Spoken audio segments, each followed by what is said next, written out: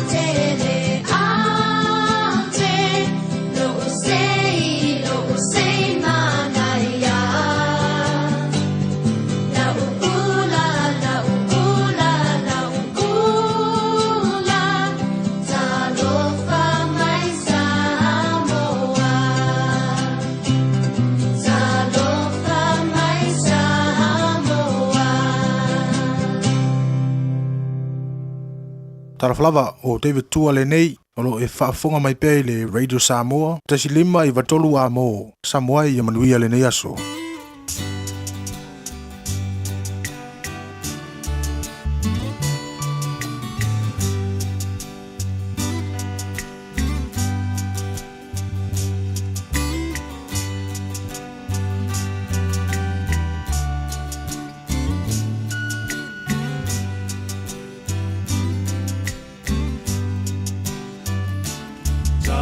Tu I ai nei le nganga Toi fia te pai le mafutanga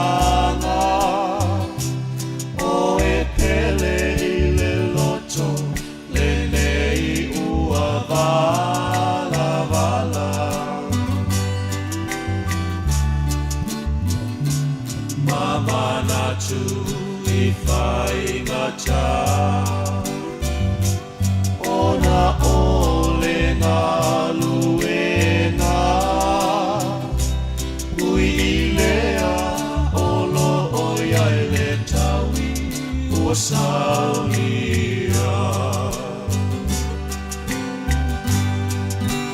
Va'a malo si pea Va'a malo si pea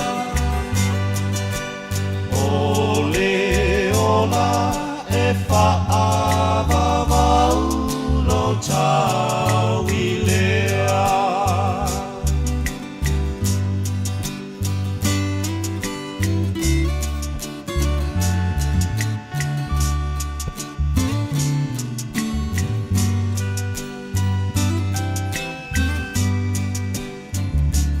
Lota te I talinga lolongo Ina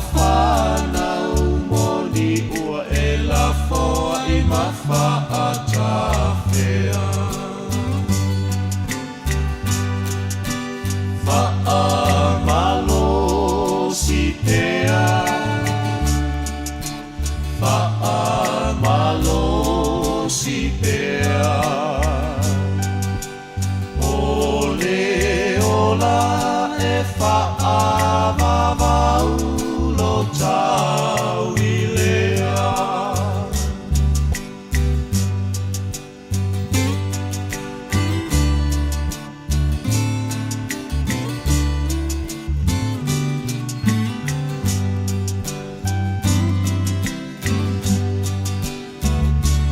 Ta pene ko fesi I ta I solo se sale vie toa le loto a o Isara e lua tatalo I aso fai so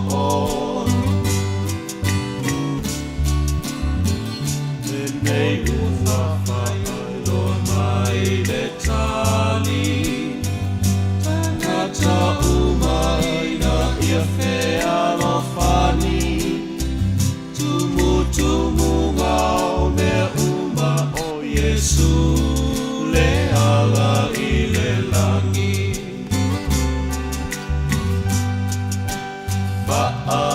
malo si pea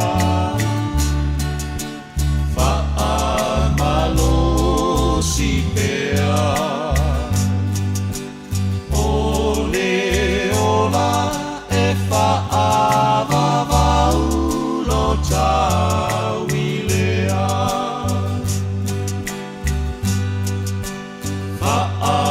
Malo si pea malo si pea ole ola e whaavavau lo tau I lea.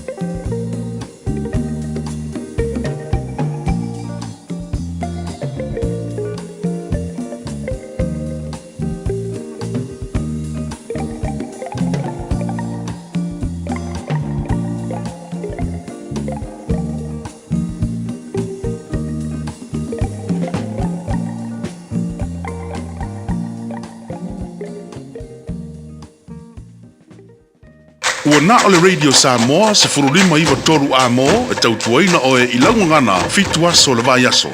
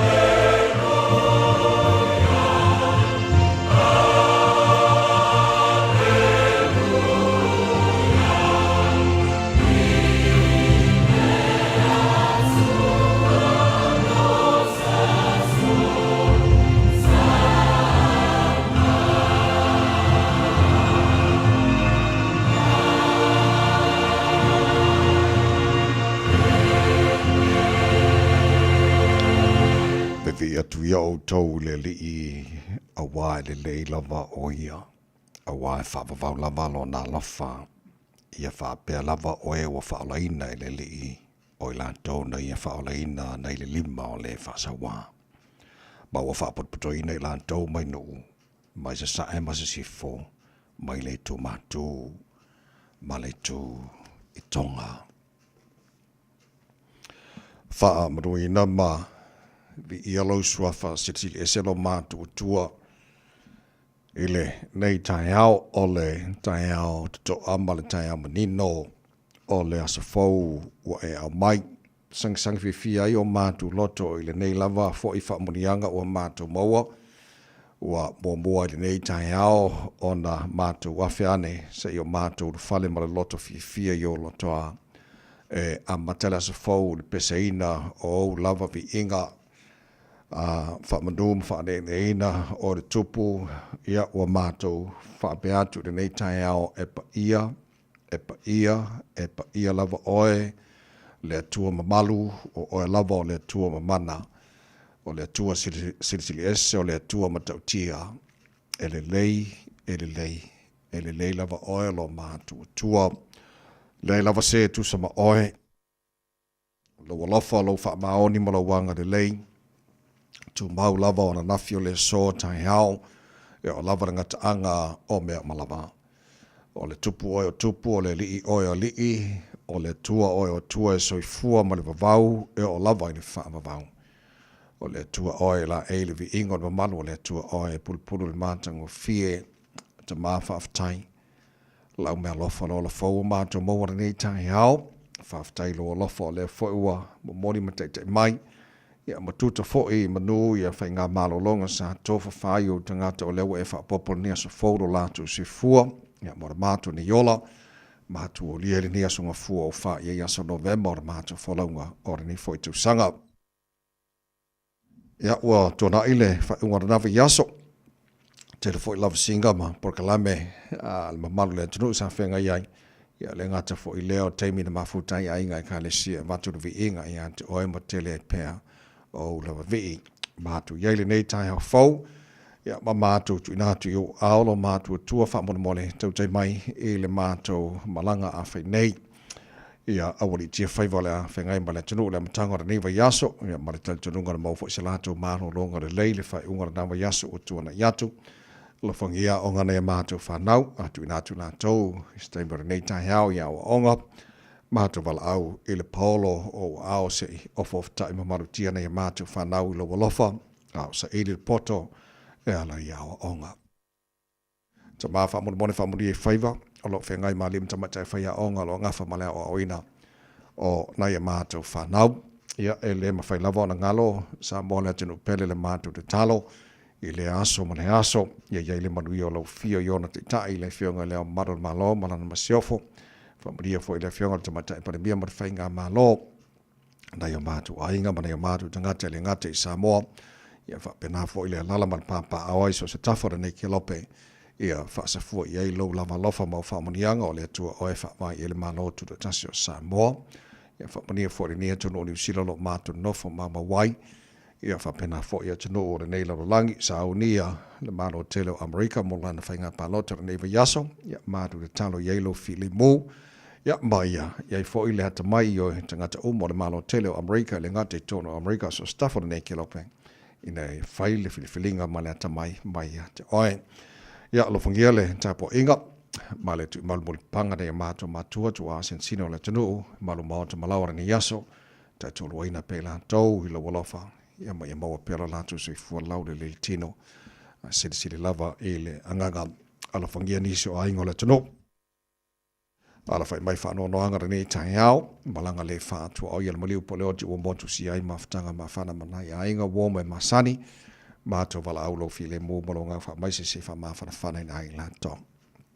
Mea umala mwhara mātua whaira nea so fau e mailo mātua tua, mātua whaia lava ina I fōi le vi inga I a te oe, te maa whamone mole whamone maile tau tua, ali Radio Samoa ni yaso a toa o mātua wole mātua wala au I nei mea malawa e ala, ele swa whamanu malo Yesu ki risolo mātua ri mara mātua whaola. Amen.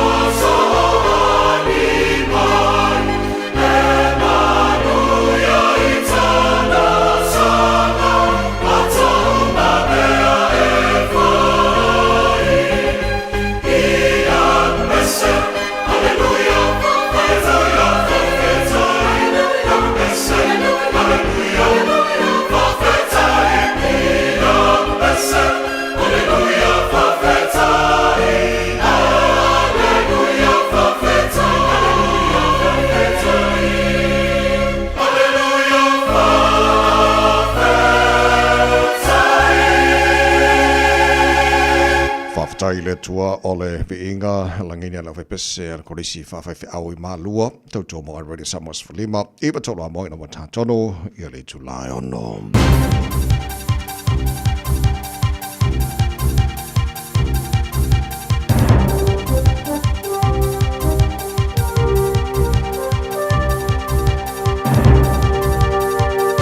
In this update, the role of police in the mental health response system will change from today. Police will be pulling back from distress call-outs, transporting patients and waiting with them in ED. Social researcher Amanda Hunter says police are helpful in situations where people are a danger to themselves or others. She says there are other issues that need to be addressed if the transition is to be successful. The mental health professionals in New Zealand aren't really enough to be able to cover the need. And that's where a massive issue may come. The second phase of the withdrawal has now been delayed to March.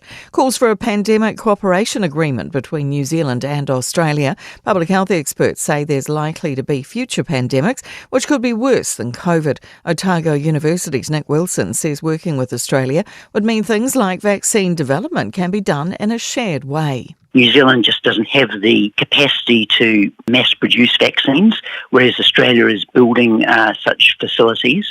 Wilson says an agreement could also mean sharing surveillance, reduction of masks and green zone travel. Some regions are being hit harder than others as insurance prices continue to rise sharply.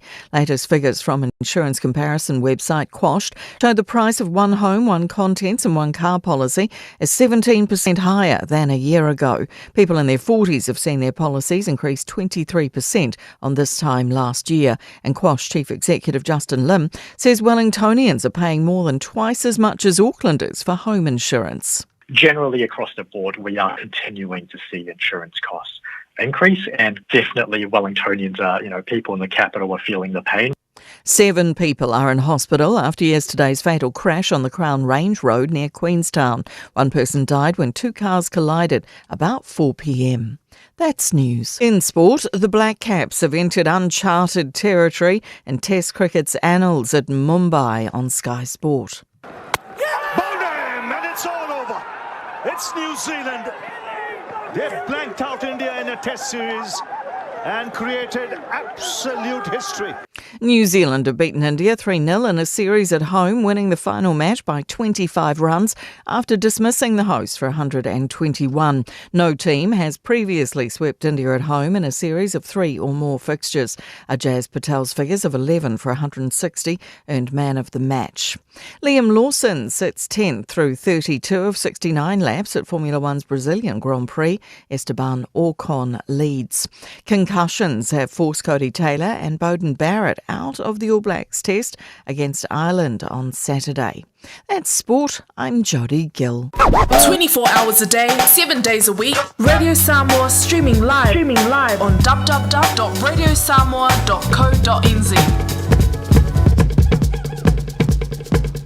Mawale nei tai au fau no fa tulau ia mo fa tu lima foi mo fa talofa sa mola tunu pele le pai hiam le mamalo lo fa fonga anga ma lo le sui fu ma ruia fa malo fo le tunu ia le folau o te fa talofa so fa malo lo ta tori fa o i sikiriso le o ta tu mo wa i le ola ia marane aso lo tu sui fu ma to malo so le aso le o fa le tu ta to ori ori mata to fia ia pa patia le anga le o ta to tupu sili le langi o le won bole mai lo tu sui fu ma to malo so le fo ta to sil fa ila matanga le nei fo ia sa fo ma le nei va sa fo e lona lo fo lo tu sui fu ma ruia mo ma to wola fa mo sa ma ruia ma au ni tia me oma e le fa unga ole na fo i yaso ya to tai mai lo ta to tuo e le tato follow ngore nei fo ia so fua o fa ia so November le tato follow ngore lua fe lua se fulu man fa o se malo fa fonga por kala me maro le tai au already somos for lima eva toru amon you follow Julie to fonga te to lot of pena for engineer Facebook ma YouTube already samo sera ta si patia ma fianga pesta alge lo siamo to ona nei te vai many to voi no ese pa ile tu live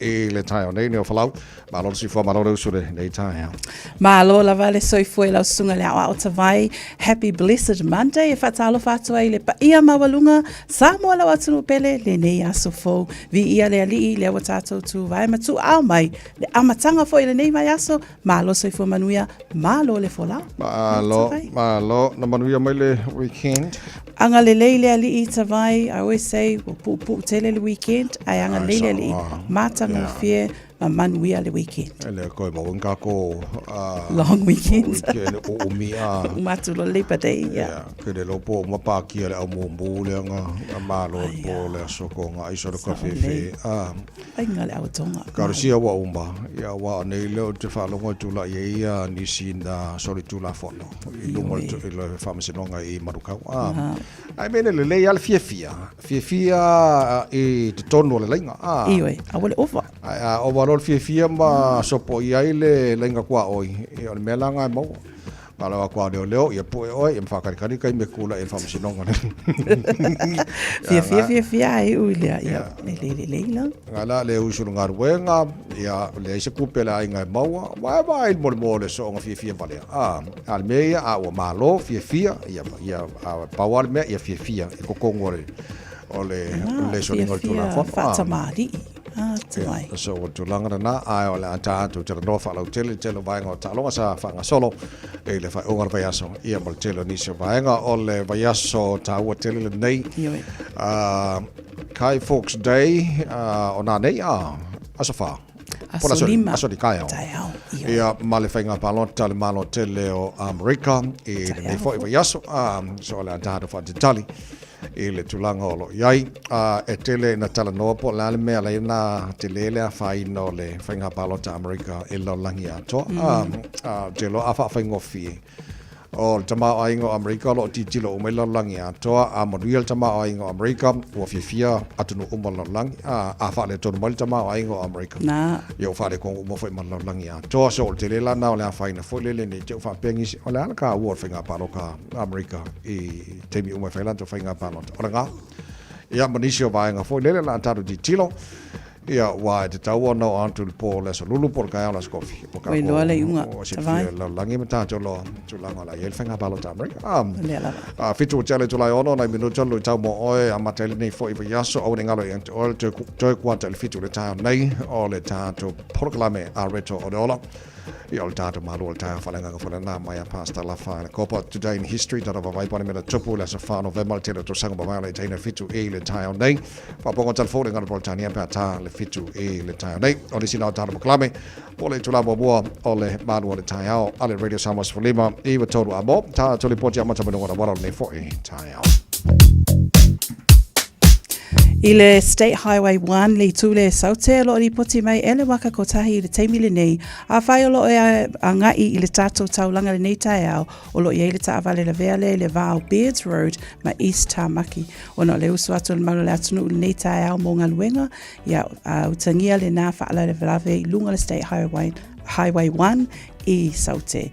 Ia whapea foi o lo whailo mai waka kotahi o lo manuia uma mea umai lunga tato ala wala nei tai au State Highway 16 o lo manai le flow traffic mai Lincoln Road anga e tato taulanga whapea fo inisi o lo usu nei tai au le malai vaalele o lo whailoa mai le teimi le nei State Highway 20 A and B o lo kilia le nei taimi o le tai au tato li poti a mata le nai lunga o le awala le nei taimi o le tai au taimi lunga le wati le awa 8 minute te ai le ono.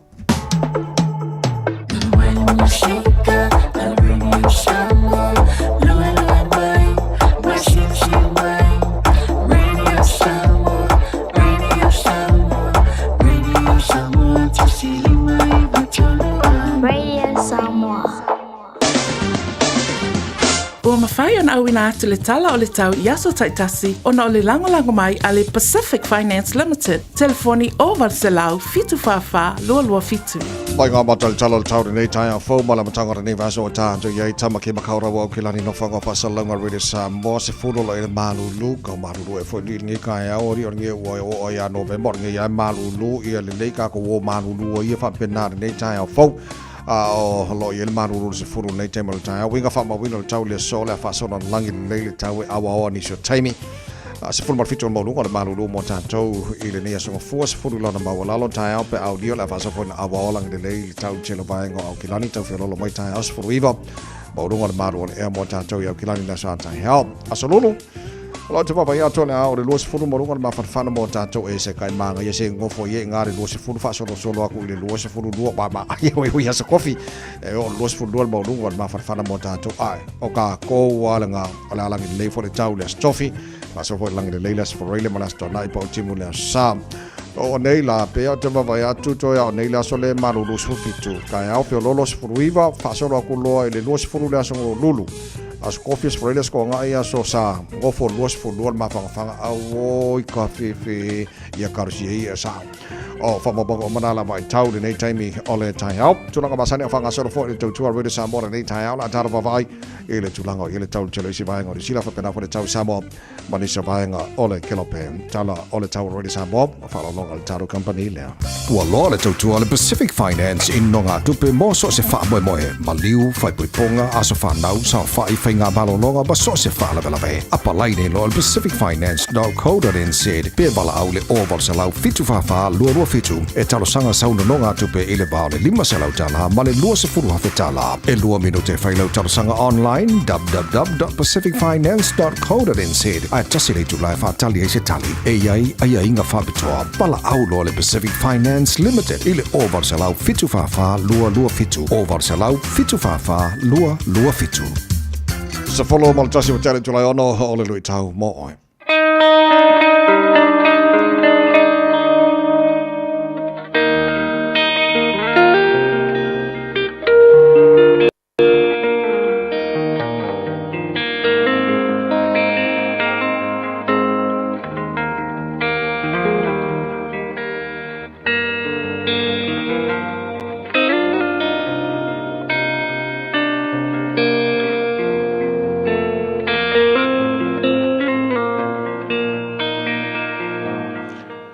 Whapoponga o tātou porkalame o le luitau mo oe, te o wholofo whatalo whatuai, i le nei fwoi wāanga le aso.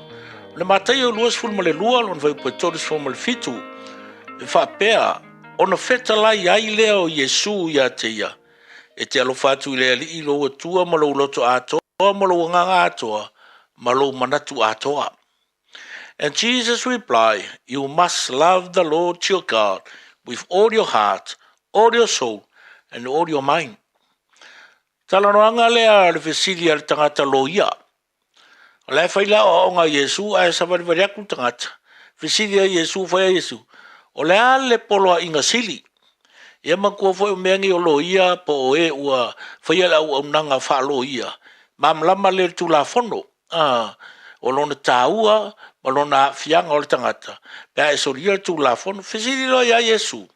O le manatu lao le loia, e siri akurunga ka mai a Yesu. Ai fai mai lo markala Yesu. O le polo a inga siri le nei. E te alofa atu i lea li ilo atua malo loto atoa. Malo nganga atoa, malo manatu atoa. O le ale mele a fi mai i le whaupunga ma le saunonga le aleri. E pe e fōringa o lo tau mai. O le alofa, o le filfilinga. O le mea te mana tunatu, o na fai lea. Aua ni wha Sofia le langona. Aua ni wha Sofia i le vaai. Aua ni wha Sofia le whalong. Wakako, e mangai alo le pese whamai. Oi, so le, ia o ia lea. E au le rei ora vai whamai, ia le ngā usau. Pe e waku se kupe e ki, leai. O le mea e whai e lau whiringa i ko kongolo loko po o kalawhea ngai. Whai akolo Yesu, a e furi mai lo markua lau kamalea. Wa foi ele manga o e ngaki fai ele meleo. Wa a e alofa i le rima lo loto atoa. Ave a koala i rau ka ngaka. O le whamanatu lamba le lui tau ia te oe. Decide today to love the Lord. Pei o le kawala Yosua. Fili o tau le aso nei. O aiko ke au ngai ai. Pei ko ke alo lofai. A o a umlo a inga. Mātou te au ngai lava le ari. Fili. E te alofa i le tua, o nā alofa ngia i fwoi leo oe le ia, ma wha manuia i ate, e soafa Yesu, a manuia le atua i lo waso.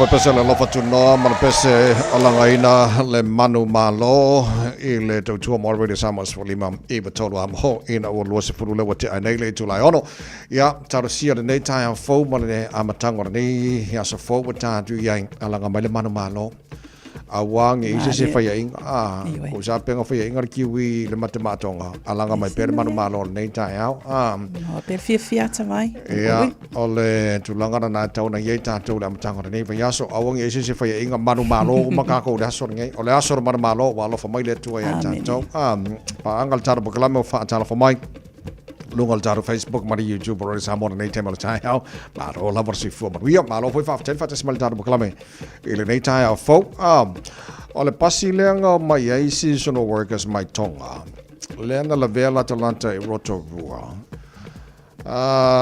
o te loelo se amatanga de leile mo I la tau langa lena o mai o tonga man fa moi nga mai a makalonga ruenga il company il Mr Apple ia ai ua amatala I fale tonu ina ua vel pasi o te loani o falaula o tilo ia tavai pe a male masina a toa foto a maua e leo pole a tonu al mafuanga na mafudel pasi le la talanta Rotorua ia tulanga na le na I fai ua vasa o le alava tavai pe na saunu al nei tai al fa ala vela vela tula I mai ia tato wopo o vaenga le mai tonga fa pea ele I leva se lo tai ao I le asto na I le na whapea na taunu mai ele malanga le ana fuafua mo Rotorua o le afa le fitu la I le tae au le vaenga lea whapea Broadlands o I le vaenga lea sa tupu ai le wha le tonu lea tolu se fulu o I la tau le ana taunu umai mo le fuafuanga wha taunu ina I angaluenga ia wha vai taimi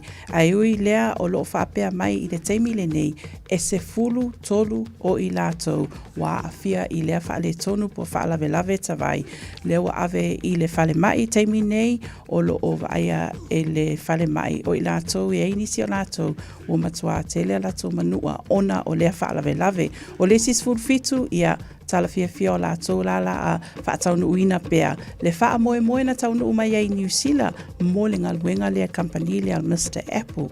Ia ewi lava pe ona saunoa nei tai au tawai I oe o le ai se teime sa ili le ili I malu o le malo a wale mafuanga o lea wha lave lave. Pe ia o le nei fo I tau sanga iai fo isi a tatou wha lave lave e whaftai le atua o le wai whale mai whai a sa iling fo mai taimi nei mo e wa manu a mai le wha le tonu. Tau e se lai titili poti le media New Zealand o le poti le news talks et bia tolus fu lantou se lungal pasi o le poti le one news e tolus fu tasi fu atu la le poti le one news es fulua lantou na madnua ma ave fal mai ese as fului vai lantou se lungal pasi so fulua mas fului va tolus fu tasi e se mai le poti le news talks et bia na mai es fulu lantou es fulu tolu lantou na madnua es fulu fitu lantou le sa fa sa ina le isi sen manua so ole se senga na ole poti al vaenga le anyways ole tulanga na yai so e to lima ia la to na maranua na watu I le fana mai taupo to tolu la to na maranua na watu I a moderate condition na watu I le se fo I fana mai wa se ma fana mai nga vela ko o nisio la to ole to watu na ave fana mai wa kato ia o vaenga o mana pe ona yai so ole tulanga na yai mal fana lave e pawal me fafetai e oi o le ele tangata le manu atunga ai le se sina umolo na ola Il fa la ventup o le tala atola na ala tatu titila wa le la fatel tel nei po le atonu la le mafu anga na foi na tu po fa la ma fu del pasi ma jo foi le tele o a mesa tatou io mai ngalwenga fa vai taimi mai o le saunga le mua la to I pasi o lo pikina la to mala valele e ave anga ino fanga ia ngalu ai a fa pela le wala kola kol pasi mafuri ele o lo la pola men tupu pol me o sa le pasi pol me o bole ave pasi pol me o kile kala ngole ave pasi o le au malanga mai ai le vai o nga ai lungo le awala ia o me o mana la tap ditilo mata to vai so le amatai no la to fo ngaluenga le mai tono New Zealand ya pol me fa tai le se tasina umalo na ola I le foi fa lave na ye tu langa le na I toinga ngaluenga ia tawai ona le watu uina le whaatuatuanga ona o pepa ma mea umai whaatau uina taimi le itau nu mai nei New Zealand le iai whaatuatuanga I tangata ia o lo iai I matanga luenga ia mo le sosoani peila e saunua nei tae au I le pasi lea tau nu mai I le malaiwa alele au kilani mo le fuafuanga o aku I Hawke's Bay ai tupu mai le whaalave lave lea peila o se whafangu ma se whaamanatu ie o lo o ave ina tatou pasi la itia o lo ta ua I lea whaale tonu po whaalave lave o so o sesi lava o lea fuafuanga ya lena ya matematonga la sisiva mai o le Co-Media Park po Melsmart ile malo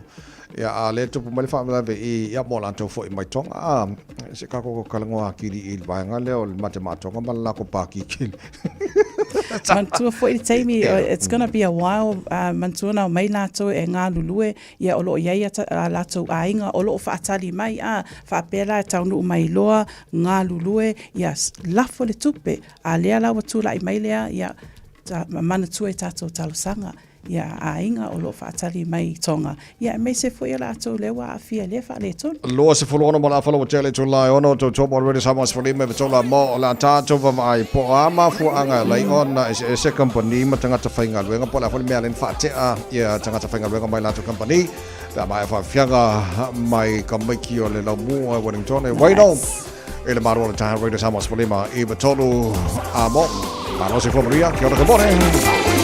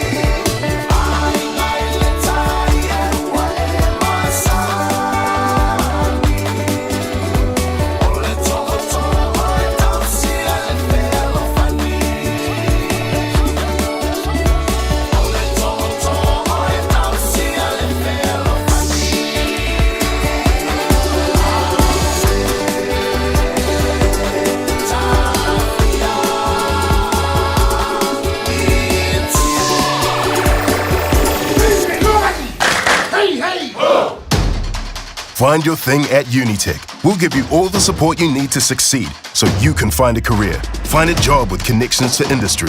Build your skills in architecture, engineering, or social work. Get creative, learn a trade, teach our kids, or break into the business world. Choose from over 100 courses, whatever you're looking for, even if you don't know yet. Find your focus, find your future. Enroll now and find your thing at Unitech. Visit unitech.ac.nz. O le R-Dash Travel, o le company numera tasi le taungo fio pasese mo whemalanga inga I Samoa whapea le malanga bai I Samoa I New Zealand ei. A whea de loa I le ofisa o le R-Dash Travel, tasi valu lima Great South Road I Marurua. Pe vili mai I le telefoni tolu iwa lua o wha o o. Tolu iwa lua o wha o o mo le R-Dash Travel. So lua se fulu malaiva bino jolo jolo talo le tula fitu I le porkalame malo le tai out. Radio Samoa's fuli me tola mola mtangora neva ya solo na whāne o asola masina lona sfutasi o le tara whalau ngale luafe lua sumar whā ka kokausanga wa uma ioe mana ia lata lava ia sofia fia so kirisimasi tavai e wale o ko yenga ko long weekends on bawale me on whakarikari o kirisimasi o menga ko mano tuaina o mai malo lon sa le tunu ala usu ju jamanga wenga o le taiao ma lo le wha maro losi ma lo le wha toa o mil tausanga yo ka ko whaiange me o le usu ia ai o le leu ha tamwa wal ta tu follow ngan fa ngore tu sanga fa malo si mai bang ko ka ko mang malo awa nge ia se si fa inga mar ka or nge fa bon ko vai le malo le mate ma to ko le malo ia matang o fie ia man malo ma ta to le ne fo entire phone etele na facility ia company I le mala to matanga ta fainga wen o te leo noa ni poti o le Employment Relations Authority. Po le alea wha inga o lantou, e tusi atu ia I lantou I le tūlanga o iaia le mafuaanga ua whaate aia ma le ngaruenga. Ia po le mea po sa o le mafuaanga ua leona whaiwhai ungar company e whaake aia ma le ngaruenga. Po le mea o kokongi umanga kupe, ka kaunga kokongi atu ia te ia e le company ia o vaenga uma ia. Ia o te lopa wale o le mtangaruenga. O le lava le lātu silafia, whaamamonga oma, e le tūlanga o iei, le tausanga ma le tausanga. Tawai pe ona e tau nei tai au I oe I lunga le tātou RNZ News o lo iei le li poti whaapea I tausanga uma e ova le afe ma afe tangata o lo lātou apalai I le mtanga luenga lea o le Employment Relations Authority a wāfoi ma tā upu wa le fia I tutono le ngā luenga po o nisi foi o ma tā upu wa whaataunu uina e le tatau ona whaataunu uina a longona le tangata whainga luenga lo iei se mea e le fia I tutono le ngā luenga le iei tato matanga luenga lea iei di poti le wa whailua mai le teimi nei I le tausanga lua o lua tolu o lo whaapea e lua afe se lausful fitu applications lena receive e le matanga luenga lea e whaapea mai le lua o lua e afe iwa se lau fitu se fulu ua alua I lunga le numera longa winga e a ngā ia I lunga le numera I le taimi le nei o nisi foi o mata upu o loo whaataunu ina lava I tutonu ale matanga luenga le Employment Relations e o atua I lava I whale whaamsino lea la lo whailo mai netai au 5 key reasons e iei disputes po o whaale tonu, po le whaasea o tangata whainga luenga I tutonu o ngā luenga o le mua whaapea mai personal grievances e iei le complaint lo o iei I le tangata whainga luenga whaapea len tau fo e tawai netai au e iei teimi e whaamuta ai lau ngā luenga ona o se mata upu o whaapea atu le pule ia leo la whaamalo lo oe e iei nisi ai iei e tuina atu le mafuaanga e le whetaui pe le sao. Le ala iai le ai atatau a le tangata. E mawhai ona tala noa a ngai I le Employment Relations. O lisi mata upo lo whaapea o arrears po o tupe o lo po tupe o lo le tutongi ina e le company I le tangata whainga luenga whaapea e le I tutongi ina whātaunu ina I vai aso taitasi, you get paid weekly.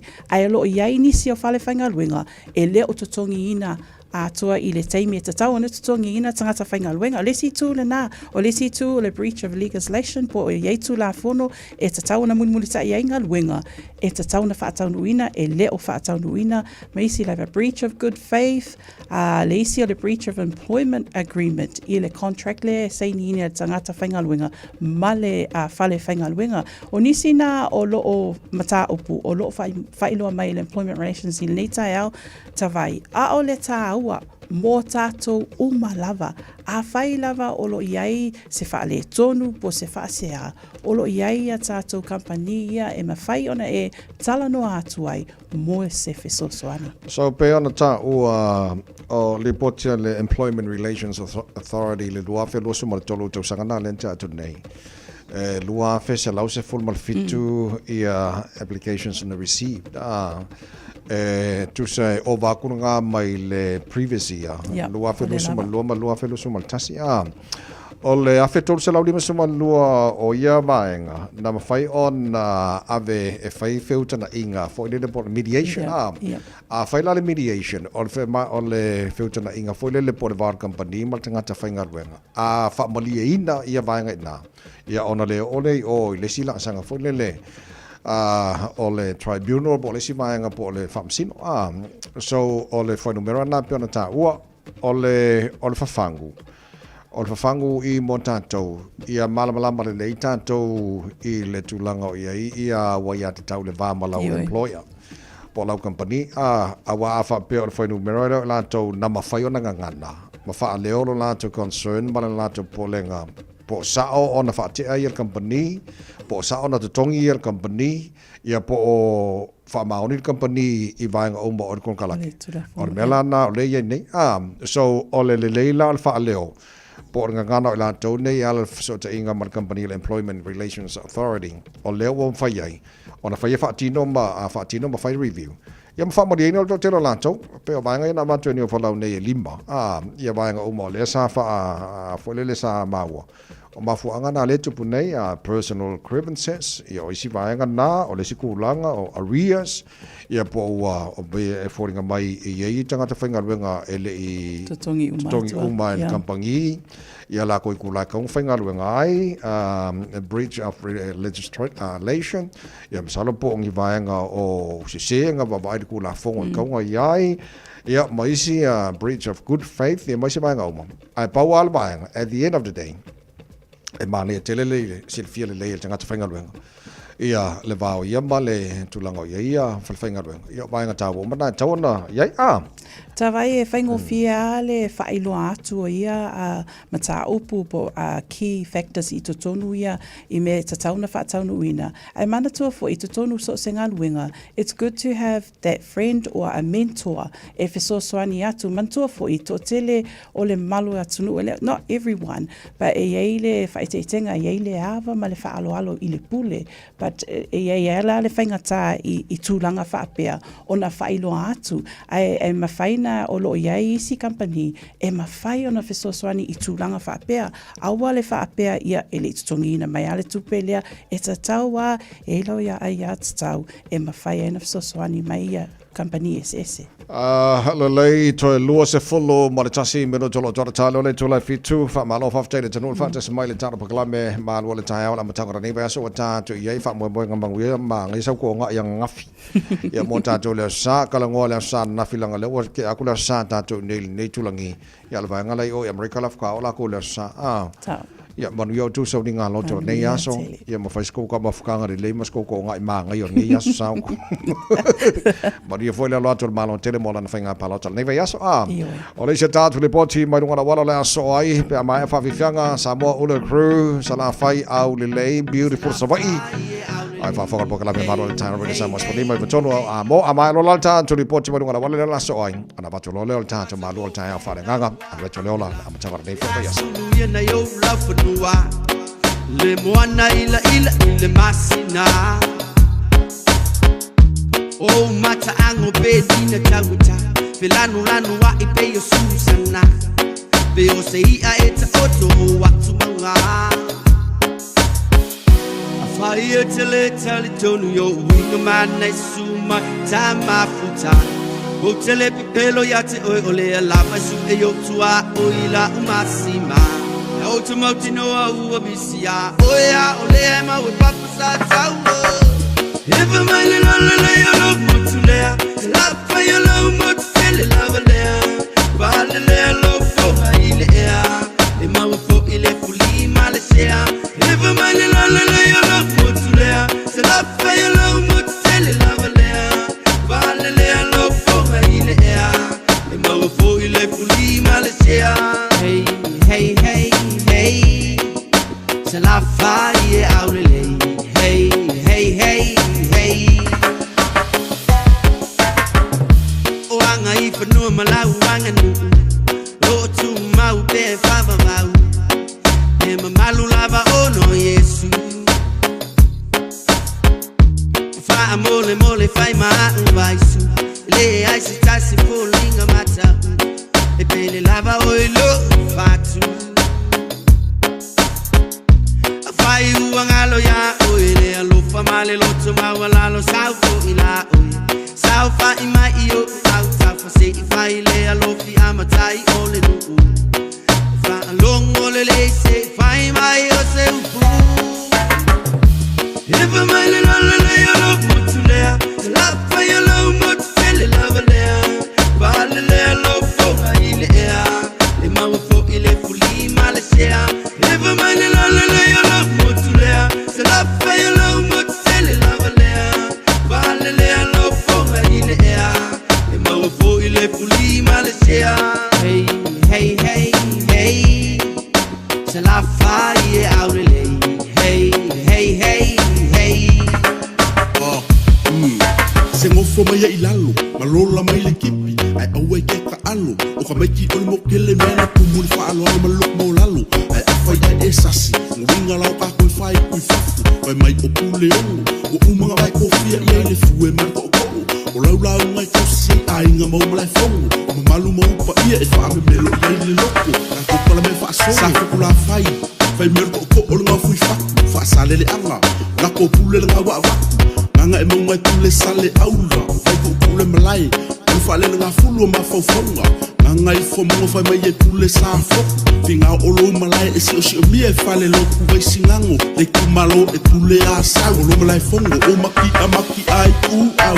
Pa solo mai le ku sale nga o kala mala mai ku vai kasi fale ko le malai le kamau a shaka. Palau di sifo, ma palau le fale fai tule palauli. I lo malai fongo I vai lo a. Se ua ako kingo le kama ma au le lei. Sala fai e o oenga moi pa io le kala le lei. Me mika I le loko e fai ma sei. Wa sao fala le lei. Le mok fai me ma fai lau sala fai e au le lei. If a man in all the lei o lo mutu lea. La fai o lo mutu tele lava lea. Vale lea lo foga I le ea. Le mau fo I le fuli malesea. If a man in all the lei o lo mutu lea. Se la fai o lo mutu tele lava lea. Vale lea lo foga I le ea. Le mau fo I le fuli malesea. Hey, hey, hey, hey. Se la fai e au le lei. Hey, hey, hey, hey.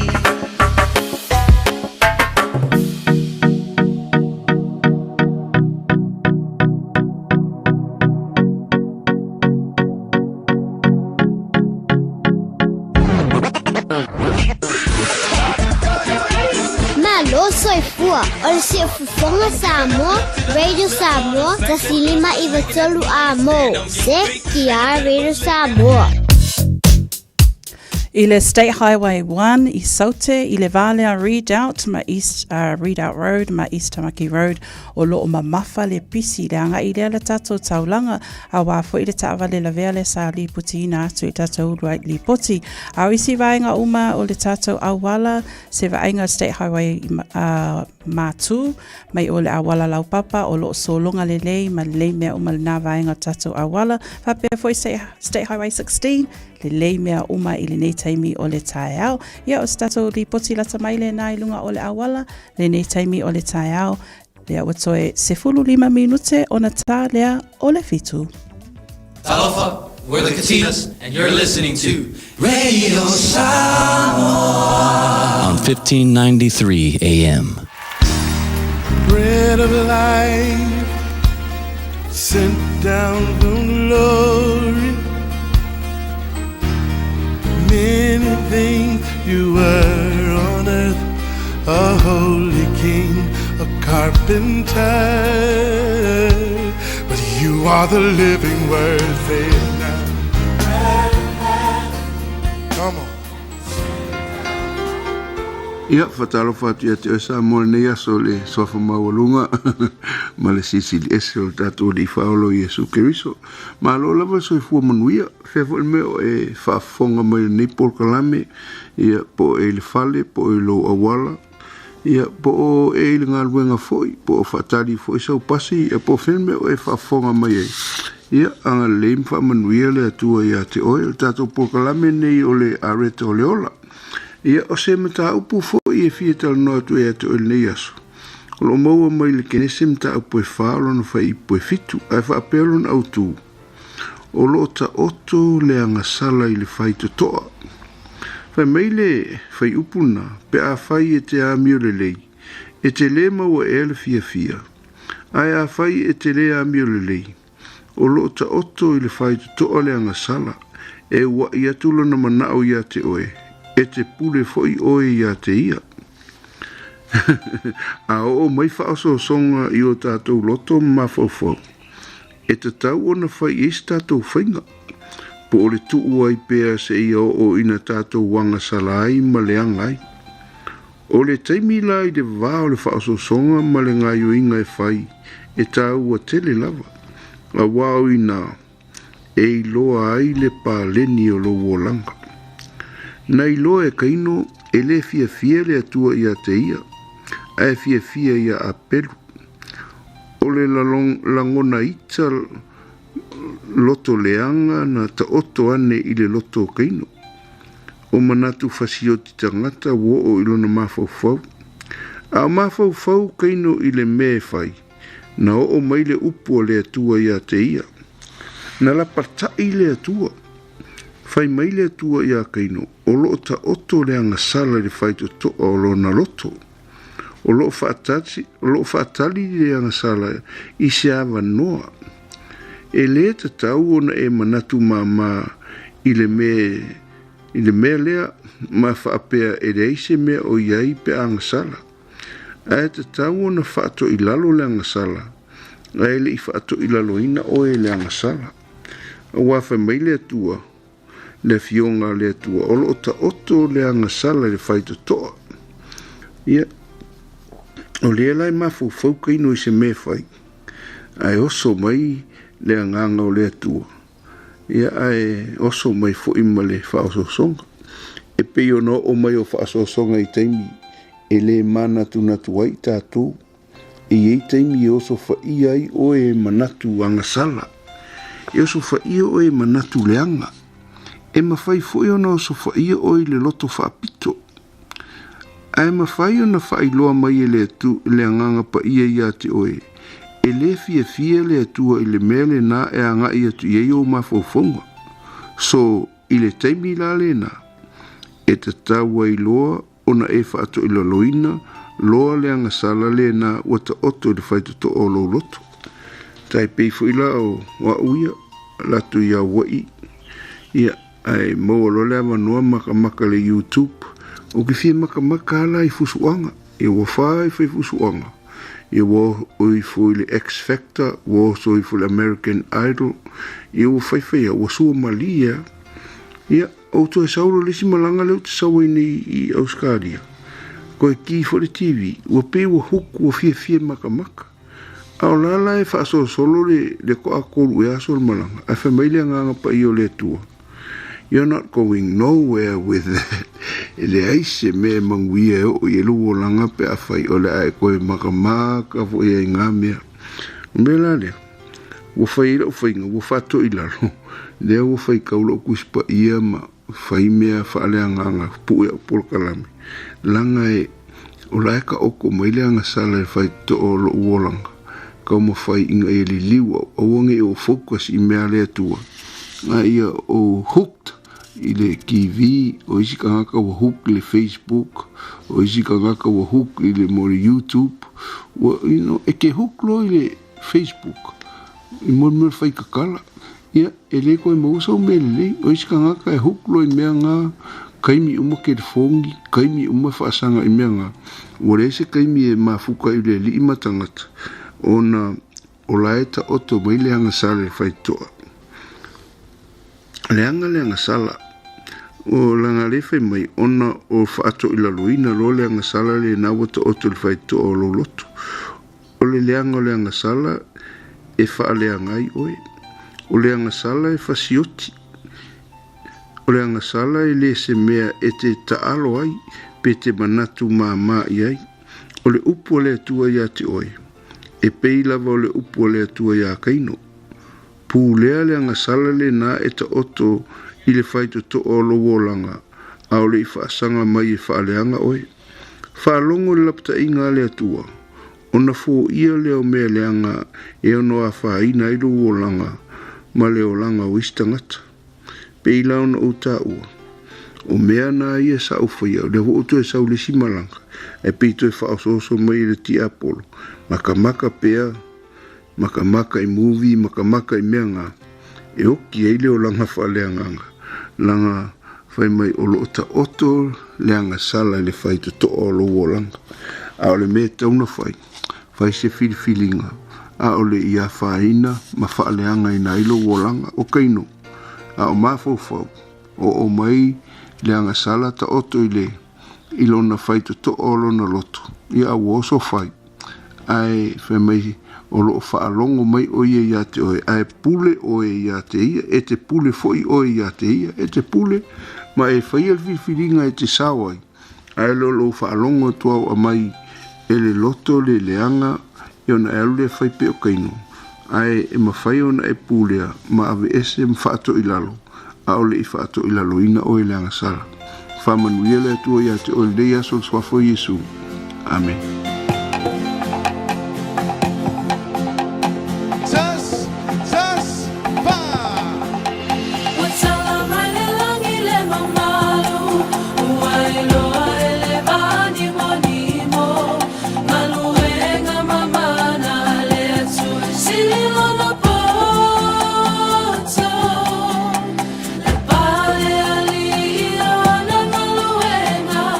Silly lemon,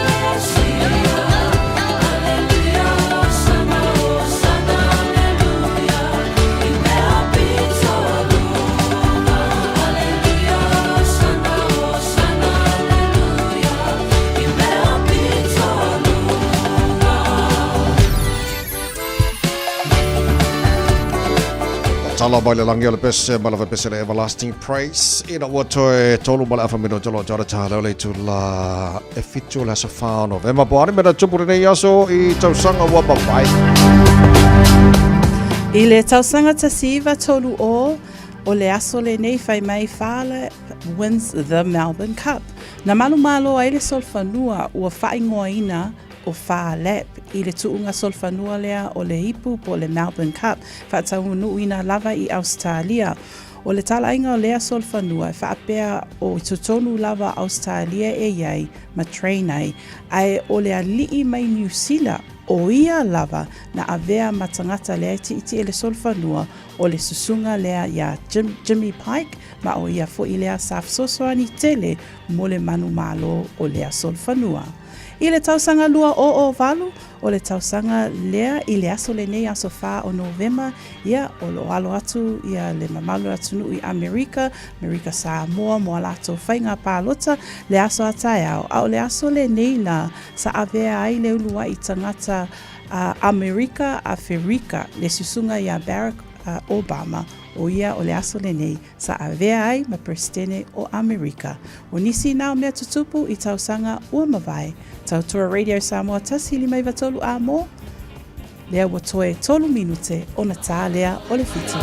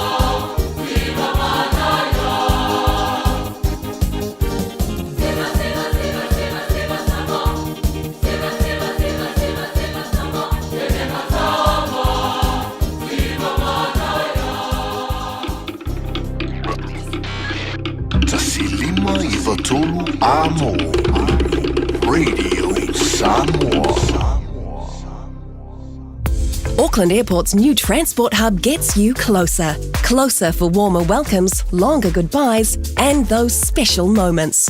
Park closer with new P180 short stay parking, just steps away from the international terminal. O le A1A Tree Care Limited, lātou te whaia au aunanga nei. Teu, whamama, whangata, te ave sea li la au mapongati mai lo whanua. E ma whai fo i ona lātou te wina lau tonga la au matoi tatou. Wasilia mar se funu tau sanga o lana tautua. Wala au loa le A1A Tree Care Limited, le olua tasi olua o tolu ono o. Olua tasi olua o tolu ono o.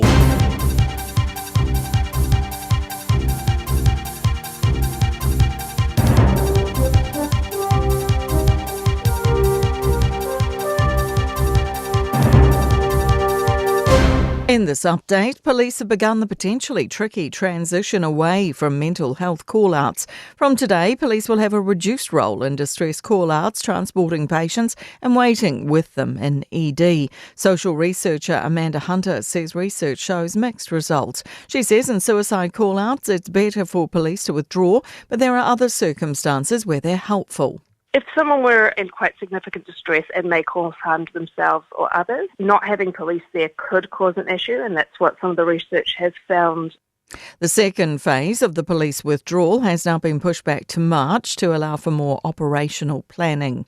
This week's US elections being closely watched around the world. Kamala Harris and Donald Trump are campaigning in swing states as latest polling shows the candidates are still neck and neck. Donald Trump's campaigning with tough on China policies, including large tariffs on imported goods. The Wall Street Journal's Ling Wei told CNN Chinese leaders are worried the tariffs would be another huge blow to its already struggling economy. There is a belief in Beijing that Harris would inherit the Biden approach to China, which is tough, but more targeted.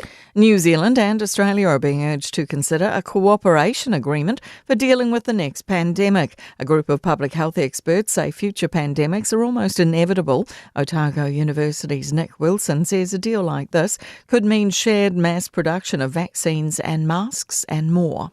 The Dunedin woman behind an exotic pet expo says she's been cleared of animal abuse allegations. Some attendees and a stall holder blasted the July event, claiming false advertising and inadequate animal welfare standards. The SPCA has confirmed its investigation into the expo has closed. Expo organiser Amelia Seals says it didn't find any issues.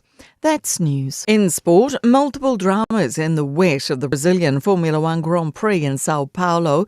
Here's the latest chapter on lap 43 of 69 via Sky Sport. And there goes Max Verstappen on the inside of Esteban Ocon, and Lando Norris goes straight on in the first corner. Verstappen takes the lead of the race.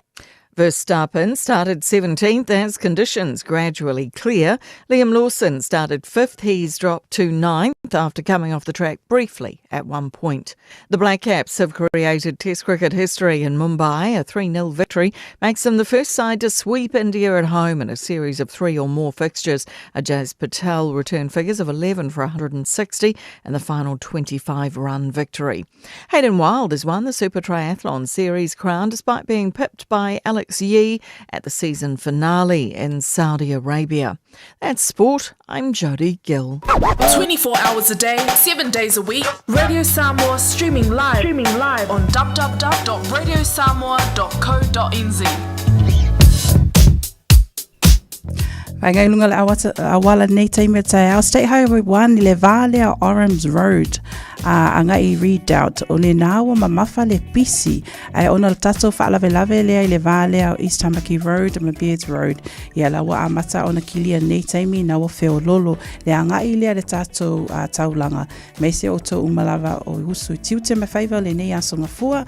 Ia o vaenga isi vaenga le awala le vaenga le matu State Highway 1 va pia 4ECC4 State Highway 16 mai si vai vaenga le awala o se tala fia o lo o so longa le lei masaunga le mo mea oma o le tatou li poti la tamai le nai lunga o le awala le nei taimi o le taiao manuia whainga malanga o le nei asonga fua taimi lunga le weti lea ua 5 minute e te ai le fitu. All I hear is Radio Samoa, Radio Samoa, Radio Samoa. Tasilima iwa tolu amo. Radio Samoa, tasilima iwa kolu amo. Ua mawhai ana au ina atu le tala o le tau Yaso Taitasi ona o le lango mai a le Pacific Finance Limited. Telefoni o Varselau fitu whawha lua fitu. Tātou a matamai Samoa le nei wa inga la tamai le tala le tau. Ma lola parse whomanuia le atunu o lo te wawai atu o lo o langi le mali tau Samoa nei teimara tai au e awa o fo inisio maenga. Lua se furu lo ile mawhanawhana nei vaenga o le tai au o winga o le tau I Samoa le matanga nei vai aso le whasolo ina materi na awa oa. Langi le leifo inisio taimi whaisiwe velo le e Samoa le so tolu se furu lona maulunga lua se fulima I lona maulalo nei minutia la taru tala noi Samoa le whianga le aloli le whianga malmana te marabao tanga whaia tipi o tanga whaia ia ona maua I fo ileo le antohanga o le tau I Samoa ile nei asong fua wa tātou iai. Ile wawai atu le telo baenga o New Zealand nei taimi o le tai au whaatalo fo le tāra pakalame maro le tai au paanga o malawa so se vaenga o motu I saute ile nei taimi o le tai au malo la varse fua manuia. Queenstown la fasalona awa o le tau e pa o nai wanga ni so taimi sfurono morunga le malu lura ni aso ti morunga langi le tau mo tau le soi awa o ni so taimi o le so sfuru iwan morunga le malu o le ea. Fasalona awa o e pa o ti mo ni so taimi Wanaka 15 maulunga le malulu ile papa ya tu ina mekan ko la fasora na awa le tau langi le fia na nei 15 maulunga le malulu fa mawina I mo le nia so for Dunedin o la fasora na awa pa utimo ni so taimi luas 15 maulunga le mafan fana male ayo funga la aude ayo kariso kada stete good morning malor se for maria langi le tau mo to le so luas from tasi maulunga le mafan fana fa mawina mo kada stete ni yaso se mai le talo le tau le motu matu pi to la bonunga le motu matu o pi to le lunga New Zealand kai tai ya o la pasona langi le tau awa oni so taimis for baru maulunga na ole malu le mo to le so ile la mo Wellington malu la versi for maria pa angal char bu kalami so sva la mo Wellington o la pasona langi le tau mo to e fa solo in for Pua Waltelo ni semaenga around Hart Valley ile so ang ibali masapiti may matus for 5 maulunga marulu kay marulu fo o ko yan nga sorry o lo java pa ya tola lang relay ya fanga nui lang relay tau lang relay tau po le so fa solo ina lang relay fo rotorua ile na yaso Palmerston North lang relay tau mo to le so lang relay ni Plymouth ile vavayati Masterton Manapia la lang le fo le tau ina bang o New Zealand le so ile telo bang o Hastings o la lang le fo le tau Gisborne lang le tau mo to le nei aso awa ni so tiny ia makiri lo Hamilton ala matene awa le tau mo to le matanga ni va aso futbol mo lunga na malu e mo kiri lo ile so se mai le talo le tau ile la mo por no fanga fa salanga radio samo se futbol e per malu lu le nei bang o le tau to mo winga le tau le so Wala langi de leile tau awa ni so taimi le te va le mangaia e ina awa mai ya la fo ya tata mai langi de leo te lo winga na tau le so atos fo fitu mo ngona marulu ka marulu le kiki kan ko ngia so fo mo ngona marulu mo ki lani tai apa aulia la fa so na awa langi de leile tau fo ivan mo ngona marulu mo tau le so tai hao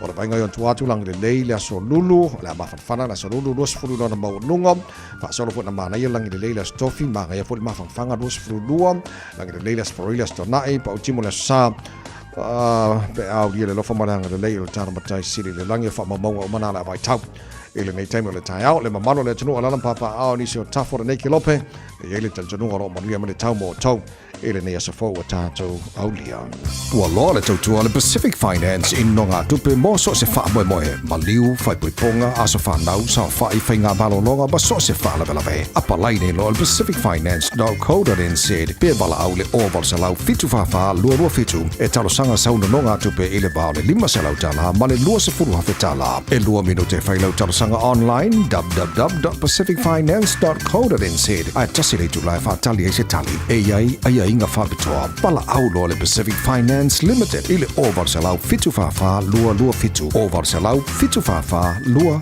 fitu E malo chale chola fitu le to already somos for me tola mo mal pokala me malo le taia la matanga le verso o tato yai malo fa taile tunu le fa tsi mai o tilo tu to tele la to ye fa antala fa mai o Melbourne and even Perth Australia okay kilo ko kai mile o la fa fonga mai le tunu I think ole ki ole afore casino ki kilo ko fa tala fa mai pa angal tar pokala me mai Perth Australia ia a ole afole fa e le taia ole fa tala fa mai pa angal o Melbourne mal to tele si pa Australia o le se senga na tatu te mi foi le o ye nei ai malo fa taile tunu malo fa te e se ko wala popo so malo ka fi ya o ko ka ya mu ye foi o to e lo ko ke ro ngaka e fi ke le meno la po i lo la tu te nunga manga ia ele ngata na malu i le taiao e fresh le le taiao e ala malosi i le vaveao ai so kwa manga ia kere so le o ko uri so le tawai e o le usupo le mana ia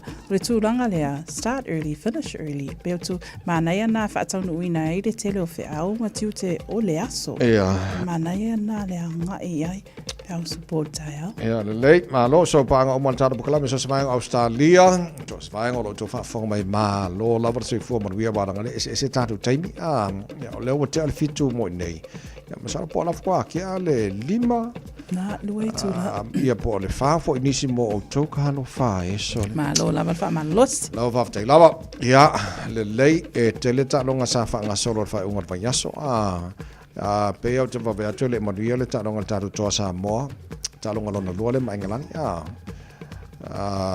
mano malo engelani pe te lo tol su fast food no ai no ki lo ngel ka malo So na malo tātou whetu Samoa. Mana ia tele tālonga Pacific Championships tawai whataunuina i le weekend i oe whetu Samoa malo lava ta alo le ta alo male aule a tātou i fiti sefulu ano se fulu ono ai whetu Samoa ai se fulu lua ai tātou aule a fiti. Mana ia tālonga malo ta alo. Le lau malo tātou le bowl. Yes. E pe ale mo le bono mo le World Cup tau sang fope. Lava tawai. Oh, sole se Go girls. O ka koulenga. O ka koulenga. No. Ia le lei. E mai sta longa ia sa fanga solo fo fa ngor ia so. I tonu lava le Pacific Championships ile o le Pacific Cup le sa fa tonu ina ta alo le aule a Kiwi Ferns le Papua New Guinea le sa malo ita so aule a Kiwi Ferns alo lava ta alo. A score kalo. O le tolu ono ile le ai. Oh, sorry. Ui. Ka manga ia li kalo ngari ia. Alo Kiwi Ferns. Au tai le angi sina Kiwi. Ia le au tatu tamaitai. Ai tatu mailo i nei au kilani. Le na whatau nui na ele. Ta alonga le va Kiwis. Ia le mate matonga. Le au le atonga. Le ala mana ia. Pea na au te loa sila malo le atu nuu. I ainga ilunga o televise i mai se fo inisi na mawhai ona awai atu le tālonga ma naia tele le tālonga le vā le au Kiwis ma le au le atonga le a manu ma loa e tatou au le mai tonga le au mumu le atonga 2.5 i le 2.4 a le au le a tatou Kiwis. O le ala ua fo i o le mana ia o le mana ia lau titilo langa unga uka po ai malo New Zealand. O le mana ia o le a couple of things. O le mana ia o le likile ia nei. O le o te no talo ia wavenga o laka piungi le mele laka piliki. O le winga o le tala. O mara piki au New Zealand ma Australia i lako top players. O na avelo la vanoa i si foi top players. Mai atu nu o le Pasifika. E o ka alo i lako. Awa waila le manga i o le kalonga le ingi le wa. O le upewa competitive fo le talonga. Langa o le avele vanoa a awio. I top players fo i mai alato watunu. E o ka alo ai e fai mele lako awa. Le alau ka ko vava ingi la le mele na tupu nei. Ia o makua i manga i la o tonga ala fo o le ka ko to Samoa wala i kula vongo i kamaka alo uma. O le fifiria i au Australia ma Kiwi. Kiwis anai o fai tatou au. Ia, so o le mana ila nao le liki o te wha moe i whapena le unis taimi o monga piki ko o le pileki ma isi ma Australia. Ia ngā ko leo lea vangoa i top players fo i Samoa ma e o i whai mai ala ko au. Se ma kua i pingi wha le lei ma au kene pa kua i fo mai anga. So o le si mea mana ia langa lea sata alo mo le Kiwi le awa New Zealand ma Australia ma lo Australia. Ale lau mana ia le o malo tonga. E o e pingi ma Australia. Ia o lai o wifi Australia ka long. Ia malo. Ai le leila le au le atonga ma Australia. Manuia ta longa. Le lei ngai ngi ska longa fai. Tato o Blacks le sa ta alo le vaveao. E uso i le lotu a nafi. O le sa ta alo le tato au le o Blacks ma ene langi. Manu malo tato ta longa te vai. Luas fulfa le au le o Blacks. Ai lua se fulu lua ai ene langi. Ia. E whatanu ina ai o ene langi. Ana ia tālunga. Ia le maa ia ri ko kikiri ka ko whare fongori. Ia si ko fo le alo Samoa ai. Ko kiki akor kamale o makise la kamale o makensi e se lo mimikar kamale o makensi. Mackenzie, fai so swafa makai. So lei. Ale lei kere kiki al kama wa ngale ova. E si ko karo. O ia mine kukusa. Kukusa, ia. Okay, ia lelei o ka ko ka longa isi ska longa foi pere. Ka ko ma lo lava. Vai nga ska ki ma nga yo la so fu fa mo de bole. A makan ka ko vai aso. Stato boles. Fa pongo le tal bo kalam nga pro tania. Think a minute on tarf so tai le sa mo le fianga ngal mana tumar ba o changa ba chipi changa ba. Hello.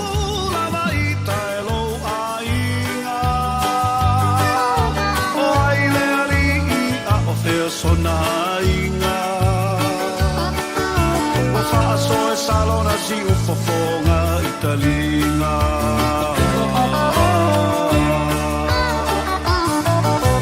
ai sa no forma salo salo le lo fansi au line ingalo le ro lango Ta te toe whata si I se aso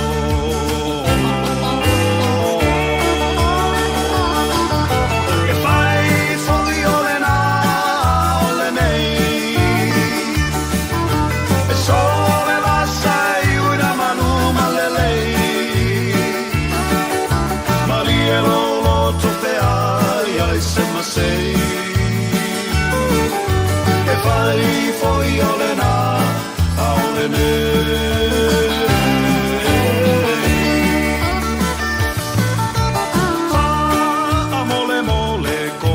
Sili E ma fai ona tali ola u fesili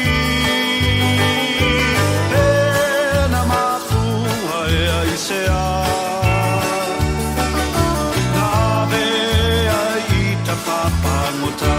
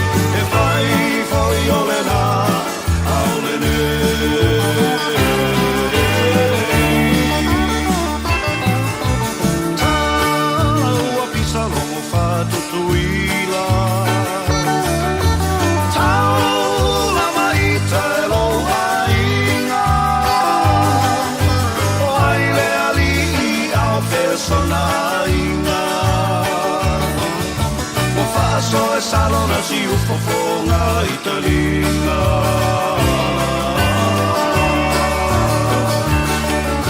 E fai fuori ole na ole nei Sole masai una manu malelei Malie lolo tope ai ai se masei E fai fuori ole na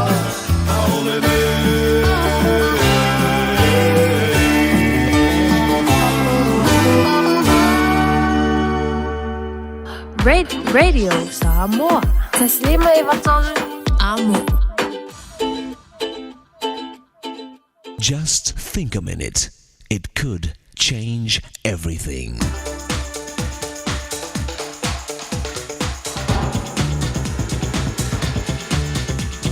Think a minute. Former Prime Minister of England, Winston Churchill, became so famous for his speeches that he's been called the greatest speaker of the century. He was also famous for his quick wit.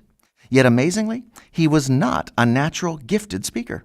In fact, earlier in Churchill's life, he had such a bad speech problem that people made fun of the way he talked. Do you know how Churchill changed to become the greatest speaker of the 20th century? He studied and wrote his speeches word for word on paper, and then practiced them countless hours in front of a mirror. He worked at saying each word just the right way, with just the right facial expressions. He also practiced pausing and pretending to struggle to find the right word, although he knew exactly what he was going to say. So even though Winston Churchill was not a naturally good speaker, he disciplined and trained himself to become a great one. You and I can never succeed in life without discipline and hard work. It takes sweat to succeed in our job and career, in school, in sports, in our marriage and family. You see, even if you're born into a rich family or with an intelligent mind and natural talents, you still have to work hard to reach your potential and truly succeed. We still need to get the best education and training we can, as well as to practice and improve our skills. Most importantly, it takes daily discipline to develop the heart and character we want to have. We have to learn to control and change our attitudes, our thinking, and our way of doing things every day. It's not natural or easy for us to quickly forgive someone who hurts us, It's not natural or easy to always be honest, no matter what we can get away with or how much it costs us. So we need help. And today, you can start by asking Jesus to take control of your heart and character. Remember, God will do for you what you cannot do for yourself, but He will not do for you what you can do. So with His power and help, plus your work and sweat, you can start making the changes you need for your success. Just think a minute. If you'd like a free CD of our top 40 programs, write to us on the internet at www.thinkaminute.com and catch us tomorrow at this same time when we stop and think a minute. Radio Samoa, tasilima ivatolu, amo. Radio Samoa, tasilima ivatolu, amo. Loso malolo wa chale chola fe tune o falau fa just mai fianga lelo le fianga ngal mana tu maba changa vai tipi changa vai olta tu tara no ngara matanga nei vai yaso. Ile nganga fa alo e fa talo fa tua I lo afionga ngal mana nei tai ao vi ile ali ia le tato fe lo ai malo so fo manuia malo lava le folau. Ya, fa talo fa tu I tu sala fa pele sunga ya tabai. Malo lava le ngalo due, malo ko ile le usu le nei so fo atalo fa si tatu tudo. Malo fa fe tai se wo misia la o fionga la lo li ele tunu nga vai yaso. O fe sa mala vai ai. Silisa wa. Au te vai ku tabai. Ke lo nga mo kwa fa kai le ku ule ko sa nga va so a ko do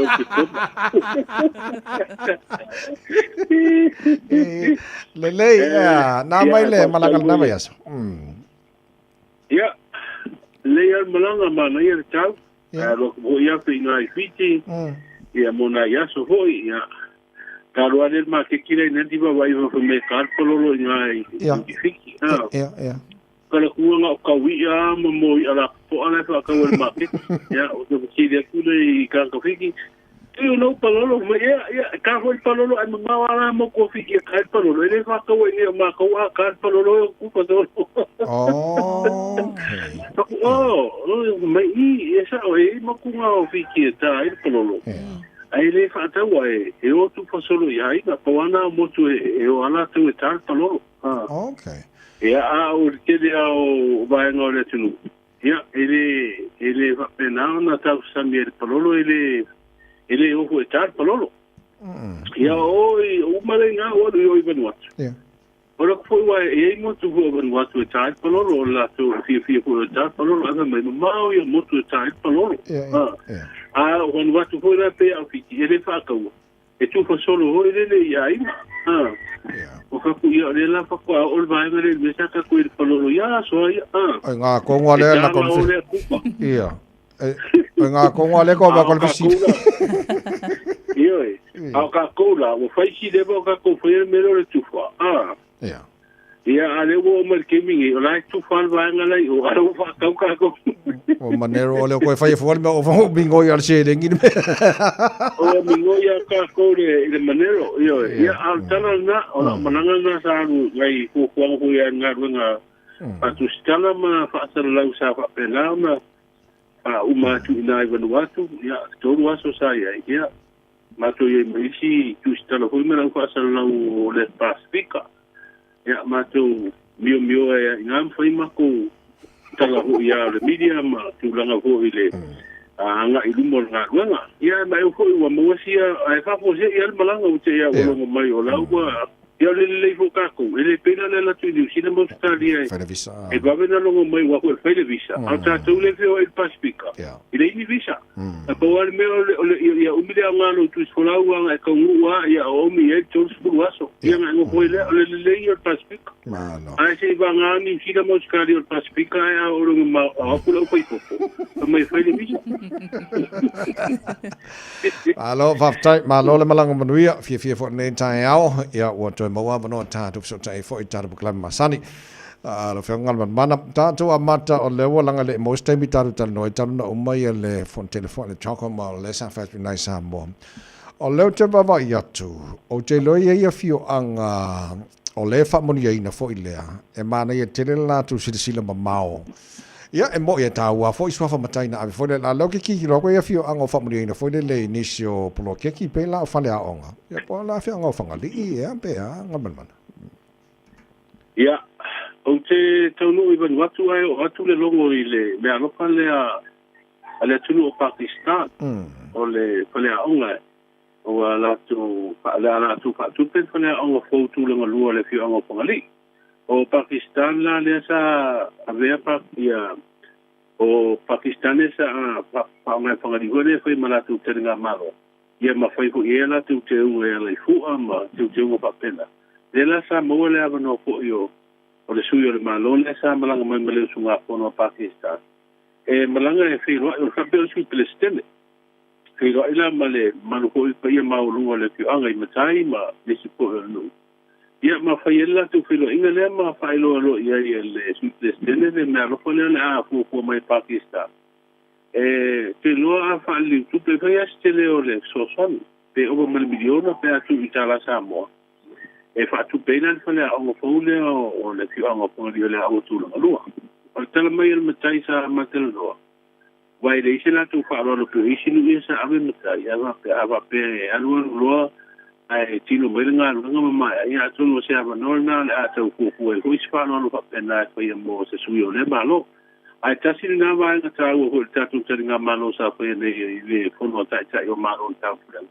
ia o si fi anga le ko li iwa a pe ko i se so soni ia a ta urole fo si o spale a o ia e te ho nga renga mo se nga tu pe fo ia sanle ma lo lava faftai ngal mon mana o e ma fai ona e fa ala tele mai o le o si fe nga nga le ala tunu o Cambia a fa pe fo i male a fio anga le o fenga fa mol mole ia ta si le fio anga sa fe fo i le minstal ba i fa fo le tunu o Cambia le sunga pono ko na malanga mai ma ta watu ia fo i le tau fa i wi o le pono ko ma no ta pulenga wa to a wa fa wa vai aso na o uma le pono na vai as ia le tunu o Cambia e ma ko fo ia sui ko o le tunu sa malanga mai ia no te unga fo ia le fi anga o fenga sa fa pela no fa la wi lo ai lo la tu mo e ku sa ave me alo fa sku wa fe ale finga malanga wale pa ia ma ulungu le lu me la tu fu isa pa na nga fa mta na ia ta sin na va nga ta wol ta tu ta nga malo ia wa malanga mai fu ia ta i masu yo malo i ko si la tu ta tu te unga fu i ma ta tu ti finga sa fa i wale kono malo ta fu no le fa mai ma ia ta penanga le sa finga i mas ese mai lai vai ngai o le foringa mai e inicio te ta yo malo fole na fa pena na o fo fa alo te ia a fio anga fo ia la iswa fa matai ia ngamal mana yo amata watu ia sa ta so fa pena o le tupu ko o Peretania le fa urungo mano ta plenga le sa amata me ta tu ta pena ho ia o le yo le aso fa ile kono ia o top ia o fa ala mi lo le fa lo ko ia le fio anga siumo pa ia le so fa matai o le to ai no tu mo ile tupu fa pe fo ile fio anga mo ta ai le so fa Twitter mesina ia le wan wo i fo ile te mi fo mo fati ia o le fio anga sa te pola le je fio anga le fa e so fa to su ile para mi o stadia okay ia ta sina fi anga le sa fa ia ole tunu ule o Sierra Leone ia sa fa pena fu fa ia le fi anga ma ngi de so fa tu ia ta ila to fu le fa no a pu tu la ia ole tunu o Sierra Leone ia Australia ia ma Peretania ma no ia sa fa pe no fa ia fa no ne so fa matai ia te lea le whanau i loa tuai kui o le tātu musunu ia kui whanau alo mawa lunga no ma fi anga ia me se lava le tupu ko Peretania sa whapena e mua sofa matai Amuia sa le sa ni tawai mo tau sa. Nga kasi ba aso ai do matai ave. Le lei ma lo fa time nei tai se e mai se tu lang ele tau isa mo na mtanga ni me sa fa mo. Le no o so aku ngere tu la wale official ba ai tau ia ele fa tuanga po ni la tai ngo mo tatu tuno. Ya na timunga ta pesolo I ba ma wa lunga po mo sa mai. Ya lo o ma pena na tu lang le betau le am tanga po le masin fo November. Ya tar se ia e pe wa le butatu ya I ton mula wa masina amata le tau wa fa. Ya wa amata tu ya November o ya april na tu po. Ma lo fa tai le tautua amata fo lo fionga ngam mana mo le tunu ia ta tu tala mai sa mo le nei fo ia so fu ya fa lo po ani so mai ngam e pe nei fa mo. O leo mo tau nuku le company mai fafo leo pa mo whea ngā rua ngai a wese ai sua u manero I dunga le vasu e su ele mana wanui. Wa babalo se ali polo fese ni a fia ngaonga me le va angoto le mana wanui. Leo lo o kapenana whea ngā rua ngai le tātu sunu. Ono leo mo tātu iei nei le teime o le tau o wha. Ma u kape mai le professor lea. A le nati mo whea se ngā rua ngā ai a o me se wha. Ia e te le ni a fia ngā le a fia le ngā sei whale o le tunu. Alo tana le ama fa tai tai wa fa na wa fi sa wa ngai le no fa ko le to manga mo e ku po ngatia tolo ni se fa msino mo fo ya to mani se fu nga ya ona oso malo lo tanga te nga nga le malo fa mo tu so tanga le university o Samoa ya mo university le wo fa ngoi no le Christ University Pacific I le tato mo tu twa o yo tonga fa mo tu fo ile ava no tato o le kopidi ke te mai tai le tu Samoa ya ole atau sini wai le pulur langi ole tau sang fodu o lima. Ma lo fa te tele lava mo le nei tai au ya fa te fo ua to mo nei ava no to fa wo fo ta to po klame per masine mo ia fa fa mata le so ngam ban. Ya ma le fo nga la mata te vai mo tau sala ta to fa pe. Te lava. Te lava so fua. La fionga ngan ban tu marba o tanga vai tipi tanga vai mataru tara no ngara mtanga ni vaso o tatu yai ya na fo vatu tatu headlines po tala la falo tele e lana tu tua ya taru tara masa bo pa tana balu e le tai nei tau bo radio samos folima e batoru amo ho mai le taimi o famrianga o asofa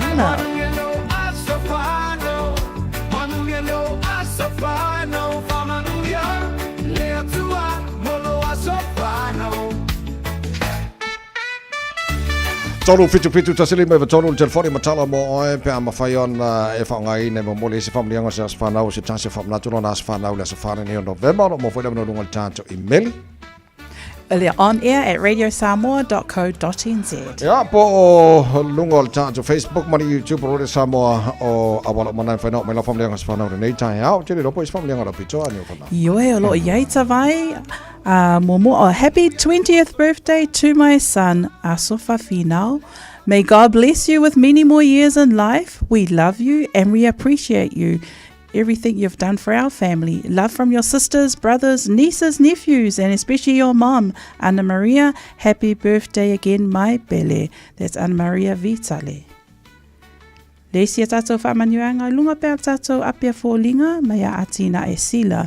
Whaamanuanga o le aso whānau si o nis o Noema, tau tā ai, o Otahuhu au Kilani New Zealand. O le aso le nei wa ato ai le luas fulu tau sanga o lona o langa. Whaftai ai le alofa o le atua o i nei tau sanga I tele, ua ia o lia, ia teine le lei ema, to anga I la wā onga. Whapea fo I ngā luenga o whianga iai, to anga e whaiwhi awa nena. Ai mei se fo I o le momoli o nena I lana lotu I aso sa. Ia manuia lawas whanau, alofa anga ma whaamanuianga, mai lau nena o tautala te vanga o lo tamao awha, o uncles, mau aunties, or your cousins, nieces, nephews, ai whaasirisili ai whaamanuianga mai Auntie Nofo ma le whanau, from Brisbane, Australia, manuia lawas whanau, Emma.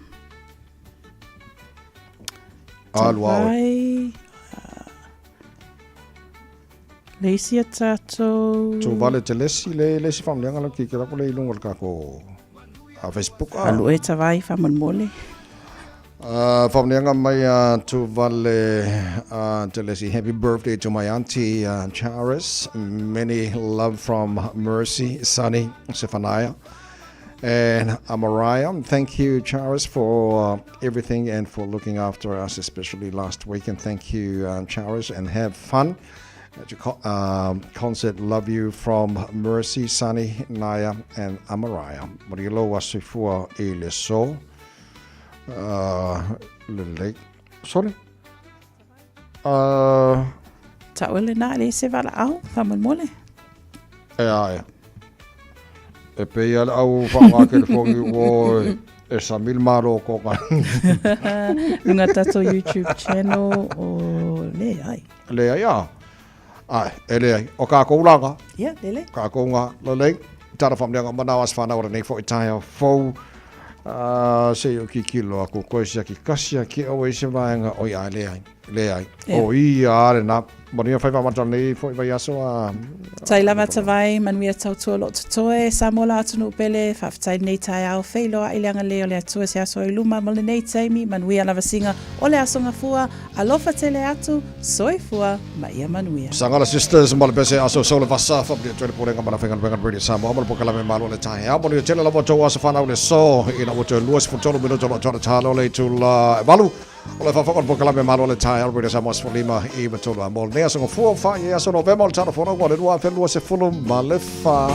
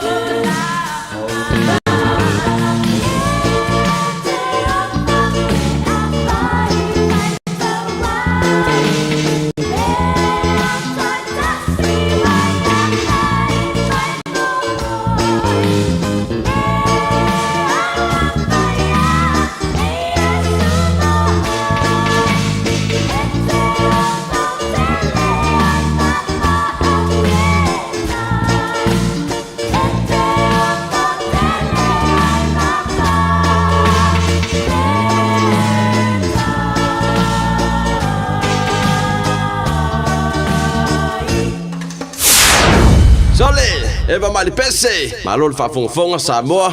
Malo fo ile va ile musika. Radio Samoa #1 New Zealand akoa. Sipso. Yeah.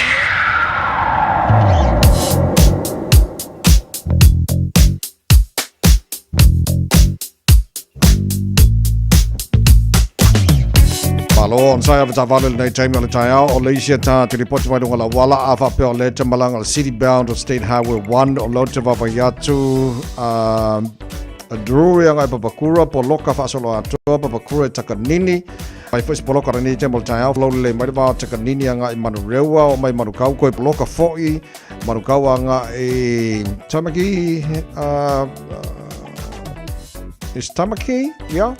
Poloka, flow le atu stamaki anga o I high broke, tip top corner, lo te pavatu amata na pisi nei time o le tae au, ia flow le ia pasi loa ia Mount Wellington on-ramp, city bound, o le State Highway 1, flow le ia tau ai tai, i le waki o le kaulanga I Aukilani, i le nei time o le tae au, e malanga mai CC4, le State Highways Furuono, se yo ki kilo aku highways Furuono, mata mai Westgate le Poloka Royal Road Lincoln Road pas mai Lincoln Road anga jartu flow le mai ka ko Poloka il city bound State Highways Furono ile pasiato Western Springs malanga I taulanga Kilani tatolo malanga mai le city bound Northern Motorway North Shore around Albany Rosedale Wairau Valley Poloka fasola atoa Kapuna pasi mai Takapuna anga Esmond Road flow le mai se ia pa ia val taulanga Kilani o vaenga pisina ila utitila te nei vaenga le taiao tatolo lunga State Highway 20 left flow le mai tatou na le tano anga I Mayoro Road southbound o Facepoloka lai titi flow le mai na Dominion Road Hillsborough lunga la wala la papa fa penafo malanga I o le malaba lele tapoloka lai titi ia malanga malaba lele pasi mai Mangele Puini Road pasi mai Lambie Drive on-ramp laklaka o Rainbow's End kako poloka for southbound ina anga I link anga State Highway 1 pauna banga lo pisi nei time o taiao ele se fa labo tu na mai le leo malo on sa ia tavale saunga le mulanga I tutu mga ruanga la matanga nei fo I vai so Malo soifua o se fufonga Samoa Radio Samoa tasilima I tolu amo se kia Radio Samoa Fia I mea whai manga yo inga I le taupito nuu. Ua mawhai ona au ina atu e le pūlenga anu o Aukilani. E ala atu I Auckland Council's local boards. O le Festival of Roses I Pānau. O se wha moe moe mata ngō fia e o tāpena ina mo oimalo a inga. Sila I le au le lei o tongala au. Mai moa I le tele o whaafia fianga. Tau mawhai mea ai ese. Whaatau mea tau lima. Ma le tele o vainga e ao ngā mo le ainga atoa. Amatalia le aso se fulu o Novema. Mai le se fulu tasi il tai au. Anga I le whae le afiafi. I le Dove Maya Robinson Park Pānau. Mo nisi whaamtalanga. Tanga I ana I le ourauckland.nz. Ma o omi le upu events. Mo so mana onga tau palamba po le kesi wala au lo le Seal Plumbing and Gas. La tau te wha pipi na ma wha le leia paipa o le fale. Fale le tā ua. Boilers o ngā umu kesi. Paipa pe a liki maisi. Talia Wins Quotes. Wala au loa fui maono ma yu umpulusi. Ma Steve o le Seal Plumbing and Gas i le olua tasi fituiva tasi lua. Olua tasi fituiva tasi lua. Tau iaina e whafonga le Radio Samoa le nei whaasilanga e tō se ai le se 4% mai le tau o le itu la mua o lau ngā ruenga.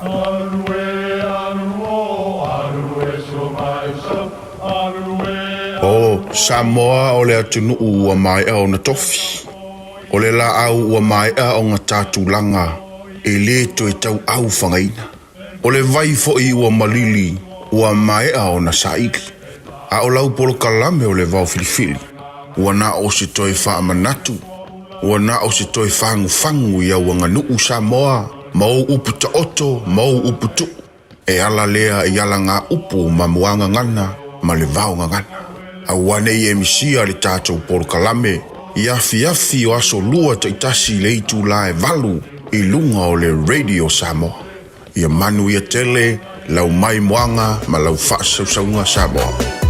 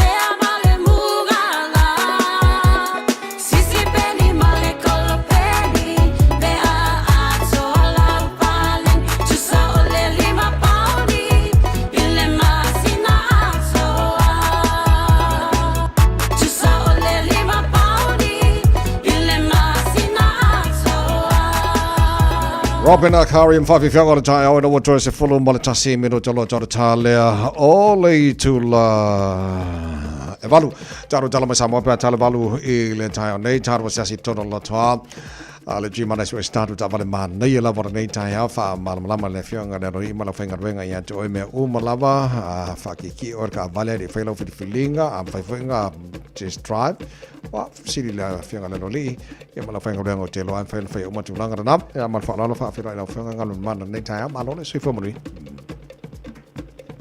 fa la fo le nga fa tai fa pe la fo fa ta lo fa twai lo so la ta vai le ni fo tai de lo fo le ta u dia mai lo so fu to tua cho la vai vai ya le nga tai le so fo la le la tunu le o ta to pe ne ya ma lo la le ma lo le e fa ma lo si ne tai ta lo fa ta fa la ma lo le sui fo mo ya e sa o le wa o le lo fo le le tu le mo sui fo la le le tunu ya o lo sui fo mo fo ya o sa ma to wo la nei tai au wa ka ko wa mo na so fo pe ya wa wa ko le va so a ko na ko wa ta vai nga mi velo pu ka making al fi kick off la va ya pa ku sa lo ai ki fa ku sa o ai ku dia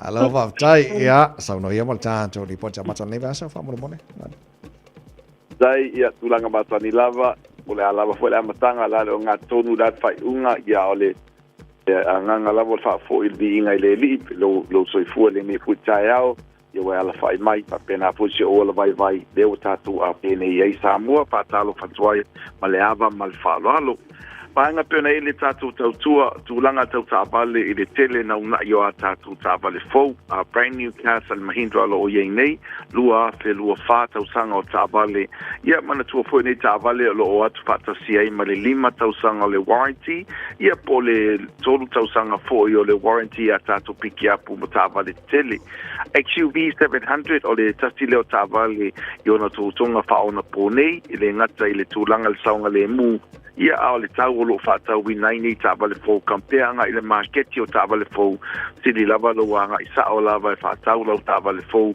awa ile ngata lo la tufu ile tato lima tau sanga po le tolu tau sanga le warranty ia fa pena fo ile tau lo fata winai le taimini nei tau lo fata winai le taimini nei wa le ai lava se senga matau o tabale o le lua fi sulfitu lua fi sulbalu o tuinga tau ta fo ia pe ona ia fitu no fo ba nga fa pena ya ilunga fo lava nga le toinga tabale lo e sila yai ma penale tato Scorpio fa tu saina le nga ile tato Land Cruiser po le tato Prado le saito tabale na ia au tawolo fa tawinai ia e tu sale male lima sul montu polita wolo yai ya mai fast food nga lima se fulu ia fo e tawo tabale nei ia lai le valu se fulu nga ilunga tawo tabale pa pe ile marketi le le pelo suma mai mai le tato lo toa test drive le tabale pena te talai pena saunole tunga ile ia ia tawai test drive le tabale ia ona e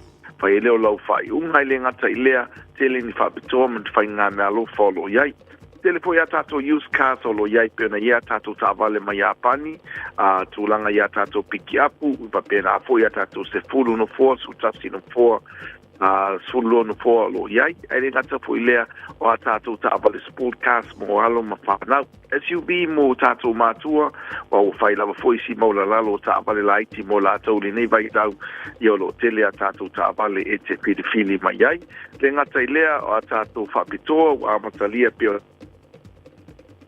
si tava de lava e te fataua e na feta la le tupe e te moina le fa me alofa pol tava le fo pol tava le tuai ai le ngata ilea tato referral o lo ile a feta la le referral tu fata singo ai tala ko so soni mo oi a wala ta avale lo aveina ia ona to me ile le tupe le na e ton yelo ta avale fo o lo fata wina fa pena fo le tulanga ya tato tradings te des se lingi te mo ila ta avale tuai o lo yai ai le pelo suma ma dio mai ofisa tato fata tanoa le ngata ilea ta avale li umana toni le o tele lava na mafuli fo yeso soni a wale fa me ina mai fo i tato ta avale tuai anga i ta avale fo o lava na fit filinga pala mai le tato ofisa i le lua fitu o fa o lua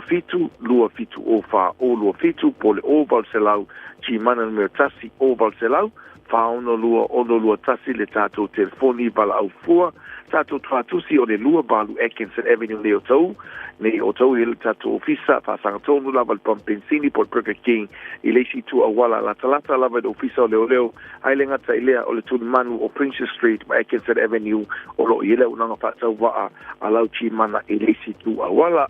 Sa moa le tunu pele tu modi fa malo mal faftai le weekend pe mal va yasu tu na I fa ngaina na unanga lau tama fa nau lau sunga tavai mal tatu team faftai mo le vano le nei taiao anga lele tu e pofanga mtiute o la fenga ia I fa penal fa tsaunga sa moa pa so ia Faftai le potil nei taiao mo le foi va mata o le nei foi va yasu to lima minuto lo to tale o le tu la valu o le fa fonga po kala me malo le taiao radio samos for lima I va toru mo bona to mo real taiao le lo fa malanga le le matai le langi matua malolo on sai te penina nei whanau la onga nei foi taiao ma le matanga onga nei whanau nei foi va yaso election America mo le president o America o lo te wapai atu e makua I wawana lata ia sui tau wā Donald Trump o le Republican ma Kamala Harris o le Democrats tu sem fa maunga lata mai sa tau lata fo ia I el whinga balon tel wā mid Romney ma Barack Obama lua fe sumare lua al teltonunga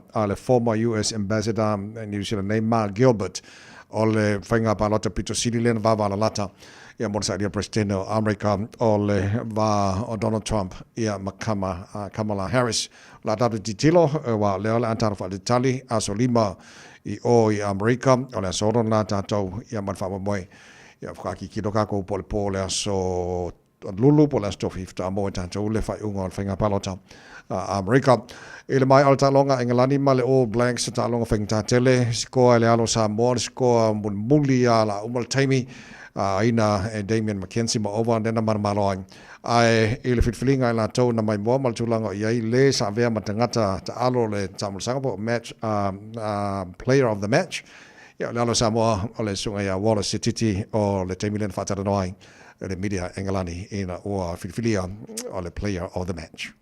Wallace, tell us please, the drop goal attempt from George Ford just sails wide, the whistle goes, you know you've won it. Is it elation? Is it relief? What is it? Malo so for man lang malo tap boy, malo talo. Yeah man, it's great, that's test match footy. We knew that they were going for that big play and we knew we had to contest and it could have gone either way and I think it's more relief than a bit of excitement, but yeah, we're just happy to come away with it.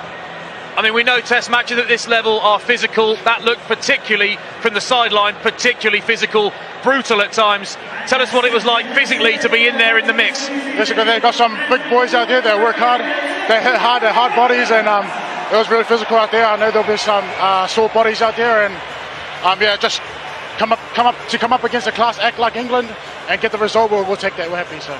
And when England are 2 scores in front, they're 8 points up. There's not long to go. Tell us about the chat amongst you boys. There was no giving up. Clearly, who was talking in there? I think our leaders did really well. Guys like Scott Barrett and Sam Cane, they really stood up there and they just told us to be patient. And when we hold on to the ball, no one can keep with us. So that was the message there. Yeah. And it's only your 7th cap, Wallace. Things are going pretty nicely for you so far. You look pretty comfortable in that back row. Oh, trying my best out there. I think it's all glory to God. He's given me the strength and the energy to play to the best of my ability, and it's credit to the environment. I think the boys around me, guys like Artie and Sam, Penny, even like Peter Lakai and all that boys, yeah, they really helped me out there. So yeah.